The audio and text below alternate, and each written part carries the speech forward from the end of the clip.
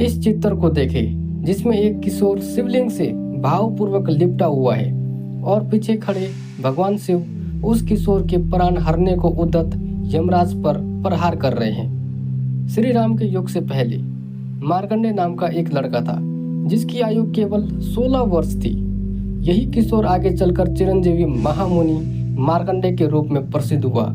ये चिरंजीवी कैसे बना, आइए जानते हैं। मार्कंडेय नाम का एक बालक शिव का महान भक्त था। जब मार्कंडेय का 16 वर्ष प्रारंभ हुआ तो उसके पिता शोक से भर गए। कारण पूछने पर जब पिता ने मार्कंडेय को अल्पायु की कथा बताई तब वे माता पिता की आज्ञा लेकर दक्षिण समुद्र के तट पर गए। एक शिवलिंग स्थापित कर आराधना में जुट गए। तय समय पर काल यानी यमराज उनके प्राण हरने आ गए। तब मार्कंडेय ने कहा कि मैं शिव जी का महामृत्युंजय स्रोत से सतमन कर रहा हूँ, इसे पूरा कर लूँ तब तक ठहर जाओ। मगर काल नहीं माना और बलपूर्वक मार्कंडेय को ग्रासना चाहा। ठीक उसी समय शिवलिंग से महादेव प्रकट हुए और हुंकार भरकर मेघ के समान गर्जना करते हुए काल की छाती पर चरण से प्रहार किया।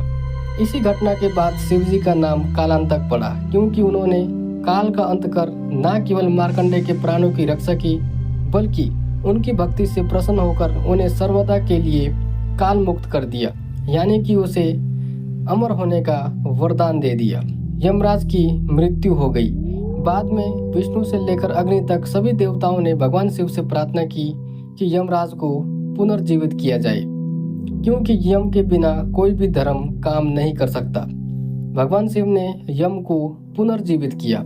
मार्कंडेय इतने महान ऋषि है कि उनकी उपस्थिति भगवान श्री राम के युग से पहले की है। मार्कंडेय महाभारत के अनुसार मार्कंडेय ने हजार युगों के अंत में होने वाले अनेक महाप्रलय देखे हैं। जब मार्कंडेय वनवास अवधि में युधिष्ठिर आदि पांडवों से मिलने पहुंचे तब वे रूप और उदारता आदि गुणों से संपन्न तथा अजर अमर थे।